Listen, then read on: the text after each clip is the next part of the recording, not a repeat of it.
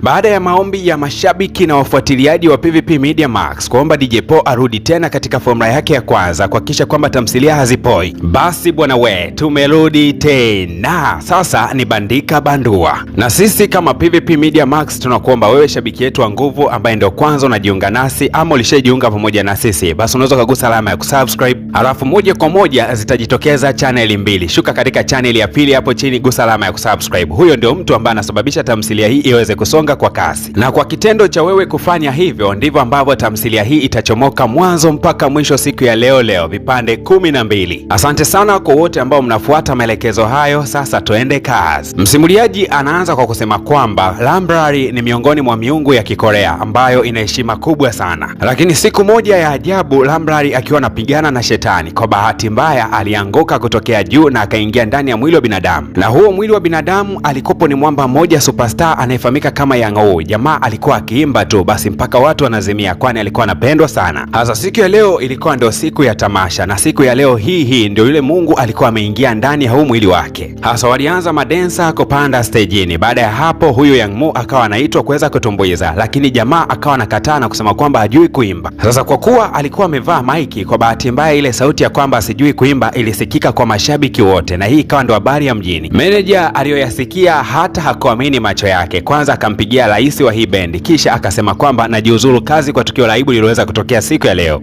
Bwana walipotoka hapo wakaelekea katika vyumba vya kubadilishia nguo. Kwanza wakamkaba jamaa na kwanza kumuuliza, wewe unafanya mambo gani ya kijinga namna hiyo? Hasa ukumbuke kwamba mwamba haelewi chochote kile kwa sababu yeye ni mgeni katika mwili huu. Akawa anauliza, kwani kuna issue gani wazee? Kwa sababu jamaa tukio ambalo analikumbuka la mwisho ni alikuwa anapigana na shetani fulani hivi. Kwa bahati mbaya alianguka kutokea katika farasi na akajikuta ameingia ndani ya mwili wa mtu. Alafu mwili ambao mwamba alijikuta ametokezea ni mwili ambao ulikuwa umevalia kishati fulani ambacho kinaacha tumbo wazi. Sasa jamaa akawa anaona aibu kwa sababu sio tukio la kawaida hilo, na jamaa akawa anaziba sana tumbo lake. Sasa mashabiki wakabaki wanashangaa, mbona jamaa anajiziba tumbo lake wakati hilo ni fashion moja kali tu? Basi mwamba akawa amechukuliwa na kupeleka katika chumba cha makeup. Sasa akawa anauliza, hivyo makeup vya nini mimi? Hawa watu wakabaki wanashangaa, wewe unauliza makeup ya nini wakati kila siku unapakaga kabla ya kuingia stejini? Unawezaje kutumbuiza bila kupiga makeup? Ikabidi mwamba kuanza kuuliza maswali ya ajabu. Anasema hapa ni wapi, na yule shetani nilikuwa nikimkimbiza yuko wapi pia? Hasa watu walicheka sana wakaona kwamba mwamba Yang Wu leo ameamua kuwachangamsha, yani ameamua kuchangamsha kilingi. Wakasema, mwanangu, kumbe unajua kuigiza wewe. Mzee akasema, kuigiza tena? Ina maana mimi hapa ninavyouliza hapa naigiza? Hivi nyinyi mna maana gani kwani? Lakini wakaanza kuona kana kwamba masihala ya mwamba yamekuwa mengi. Ikabidi kuongeza userious. Oya Yang Wu, tunaingia katika stage ya pili bana, tunaomba uwe serious. Sasa watu wakabidi wawe serious. Oya, unauliza tunafanya nini hapa? Ukweli ni kwamba tunaingia kutumbuiza tamasha kubwa ambayo tumelisubiri karibia miezi 6. Na wakamsii sana mwamba Yang Wu aache kabisa masihala, kwani raundi ya kwanza tayari ameshazingua na wadhamini kibao. Kumbuka wamedhamini tamasha hili. Jamaa akasema, msiniguse kwanza, nataka nijue hicho kikundi kinahusiana na nini. Jamaa mmoja akakasirika akasema, wewe mpumbavu, sisi tunahusiana na kuimba na kucheza. Hasa mifokeano ndani ya huo mjengo ilikopo ni mingi sana, jambo lililosababisha meneja aliyejiuzuru aweze kuingia ndani na kwanza kuuliza, wazee, nini ambacho kinaendelea? Hebu jiandaeni kwa ajili ya raundi ya pili ya kuweza kuimba. Lakini wakamwambia meneja kwamba hali ya mwamba Yang Wu ni kama ya kijinga fulani, yani anaongea mambo ya kijinga ambayo hata tuyaelewi. Lakini meneja akawa amepotezea, lakini mwamba akaendelea na msimamo wake ule, hataki kabisa kupanda stejini. Meneja akaanza kulia, oya ingia stejini. Sasa muda unazidi kwenda tu, wameshawarudisha watu ambao walikuwa wanaondoka, lakini wakakuta mwamba bado yuko serious, hataki kabisa kupanda stejini. Hali ikawa serious. Wakarudi tena kumpigia rais wa hilo kundi na wakamweleza kila kitu ambavyo kinaendelea. Kwa kweli rais alipaniki sana. Rais aliagiza watu wote katika lile grupu waweze kukutana katika ofisi yake, na ni kweli kabisa waliweza kufika hapo. Lakini mwamba Yang Wu akaanza kukimbia, ila kuna kabidada fulani kaikuwa kanachungulia kila tukio ambalo linaendelea. Yani Yang Wu anapelekwa maeneo ambayo hata mwenyewe hatarajii kuenda, na huyu msichana aliyekuwa anafuatilia matukio yote yanayoendelea na namna ambavyo mwamba Yang Wu anafanya vitendo vyake alikuwa anahuzunika sana na macho yake yalijawa na machozi tele. Na haka kabidada kalipoweza kurudi nyumbani kakawasha kompyuta yake na kuanza kufuatilia comment. Zilikuwa comment mbaya na zenye matusi ndani yake. Sasa alikuwa anahuzunika yeye kwa sababu anampenda sana huyu jamaa na yeye ni shabiki yake mkubwa. Na chumba cha huyu bidada kimetapakaa picha za mwamba Yang Wu kwa sababu kanamshabikia na kanamkubali sana huyu jamaa. Huku upande wa pili ambako mwamba Yang Wu amepelekwa akaanza kujieleza akisema kwamba mimi ni Mungu ninayepambana na mashetani, lakini siku ya leo nilikuwa napambana na shetani fulani najikuta tu niko hapa. Sasa mheshimiwa rais wa kikundi hiki alipoyasikia hayo maelezo akajua mwamba atakuwa na homa. Akagusa mkono wake kwenye paji la uso la mwamba na kugundua kwamba jamaa yuko kawaida. Basi akaanza kusema huyu jamaa ana kipaji cha kuigiza. Lakini huyu mama mwenyekiti ndo akakumbuka kwamba Yang Wu mwanzoni alipokuwa anakuja kujiunga na hili kundi alisemaga ana ndoto za kuja kuwa muigizaji na mwimbaji. Kwa hiyo huenda sasa hivi ndo ana practice uigizaji wake. Lakini jamaa akasema jamani, hapana, mimi sio mwigizaji, mimi ni Mungu wenu kutokea dunia nyingine kabisa. Nilikuwa napigana vita, kwa bahati mbaya najishangaa niko ndani ya huu mwili. Kitendo cha Mheshimiwa Rais kusikia hayo maneno akachanganyikiwa. Sasa akaagiza kwamba jamaa apelekwe hospitali ya akili achunguzwe vizuri. Hasa Mwamba Johnson ndio akawa amefika pale hospitalini. Wakati anaendelea kutoa maelekezo, Mwamba Young Mo anawaza, hivi ndarudije katika hali yangu ya kawaida? Mbona sielewi? Mwamba ghafla tu akashuka magoti na akaanza kumwomba Mungu mkuu maombi mazito. Baba, katika jina lako tunakushukuru tena wakati huu. Watu wakabidi wageuke pale, ikabidi waweze kumuwahi haraka sana, wakampeleka katika chumba cha majaribio, kwa sababu Mwamba kadri muda unavyozidi kwenda ndivyo ambavyo anafanya vitu vya ajabu na vya kushangaza. Mwamba akaingia bafuni akaanza kubadilisha nguo ili aweze kufanyiwa majaribio, lakini wakati anajitazama katika kioo wala kuishangai sura, kwani ndio sura yake hiyo hiyo. Kwa hiyo sura ni kwamba ziko sawa kabisa kila kitu, ila tofauti ni kwamba tabia zimekuwa tofauti na jamaa haelewi kwa nini yuko ndani ya huu mwili ambao anafanana nao. Na Mwamba akaamua kuchukua kiglasi fulani hivi akajikata nacho mkononi. Ghafla tu mkono wake ukawa umejirudi vile vile. Kwa hapa ndo akagundua kwamba hajawa binadamu kamili bali ni moto vile vile. Hapa ndo kidogo Mwamba akawa amepatapata kidogo nguvu. Sasa majibu ya daktari anasema jamaa na ubongo safi kabisa, yani uko fresh kabisa. Inabidi tu mrudi muendelee kuongea naye kwa sababu hana tatizo lolote. Hasa wakati wanatoka pale hospitalini bana, wanashangaa kuna TV. Jamaa anajiangalia namna ambavyo huwa anaperform. Ndo akaanza kugundua kwamba yeye alikuwaga ni mtu maarufu sana hapa Korea. Akapelekwa kwenye chumba ambacho alikuwa anaishi yeye pamoja na mashikaji zake. Sasa Mwamba alikuwa anaona kinyaa sana kwa sababu huku alikotokea ni kusafi mpaka basi. Sasa huku ndani kuna uchafu mwingi na kishingo upande hivyo hivyo. Mwamba akawa na keti nyakati za usiku anaanza kumwomba Mungu, Mungu Baba, naomba nisaidie mwanao nirudi katika hali yangu ya kawaida kwa sababu hii dunia ni ajabu ajabu sana. Lakini huku upande wa pili kwa rais wa kampuni, kila sehemu ambapo alikuwa ameandaa show basi watu wameshaanza kucancel show zao kwa sababu ya kile kitendo ambacho Mwamba Young Mo aliweza kukifanya siku za hivi karibuni. Akawa amechanganyikiwa sana Mheshimiwa Rais. Kwa kweli Mheshimiwa Rais akachukua kitabu ambacho kinaonesha namna ambavyo mafanikio yaliongezeka ndani ya hii kampuni. Anakumbuka kwamba aliuza mali zake zote kuianzisha hii kampuni. Amepambana sana kufa na kupona kuifanya hii lebo iwe kubwa sana, lakini siku ya leo lebo yake inashuka kama vile jengo linaloporomoka kutokana na tetemeko la ardhi. Akawaita wafanyakazi wake na moja kwa moja akatangaza rasmi kwamba wanatakiwa kukata tamaa. Lakini kuna mfanyakazi akaja akasema, mkuu, kuna tukio la ajabu kidogo hapa. Ile video inayoonesha Mwamba Young Mo akisema kwamba siwezi kucheza imeenda viral kuliko video yeyote ile duniani, na imeanza kutumiwa maneno yake katika klipu mbalimbali kama vile nashindwa kuelewa. Hasa licha ya kwamba lilikuwa ni tukio baya, lakini hii imekuwa ni trendi kubwa sana, kitu ambacho kinaweza kikasababisha Mwamba kuibuka tena mjini. Na kale kabidada ambako kalikuwa kanasikitika usiku mzima mara baada ya kugundua kwamba Mwamba Young Mo amefanya tukio la ajabu, kalipogundua kwamba ule msemo wa Mwamba umezidi kutrendi kwamba siwezi kuimba,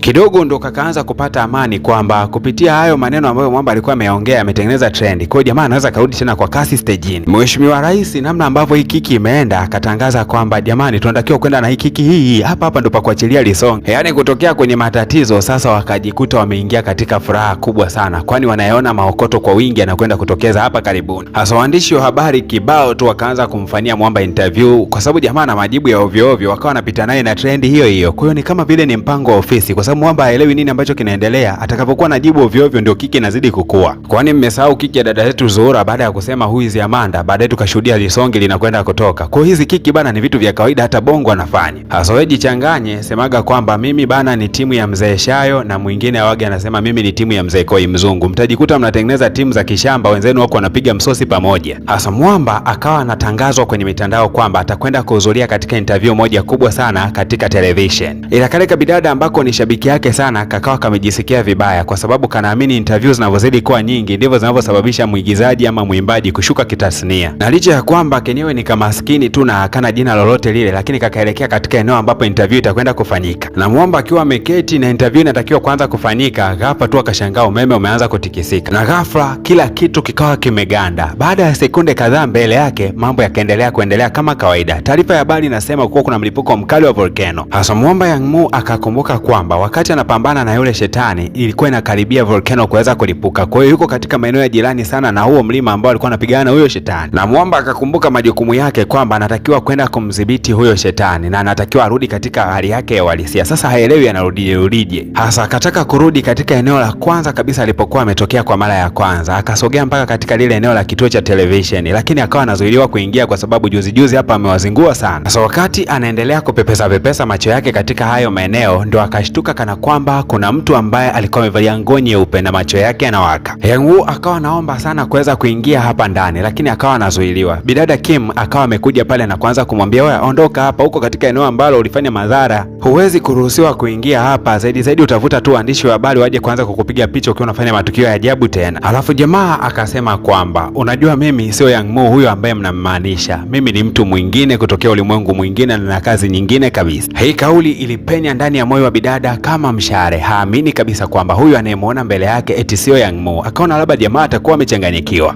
Nikumbushe tu kwamba tumejipanga kuwasha moto huu vizuri. Kumbuka hapa ndo mwisho wa episode ya kwanza, na kukumbusha na narudia tena kwamba unatakiwa kugusa alama ya kusubscribe, kisha utaona kuna chaneli mbili zimeweza kujitokeza. Shuka katika chaneli ya chini ile, gusa alama ya kusubscribe, ndio chaneli ya mdhamini ambaye ameweza kusababisha picha hii ianze kutoka siku ya leo, na kwa kitendo cha kufanya hivyo tu utasababisha tamthilia hii iweze kutembea mpaka fainali leo, na katika jambo hili tuko serious sana.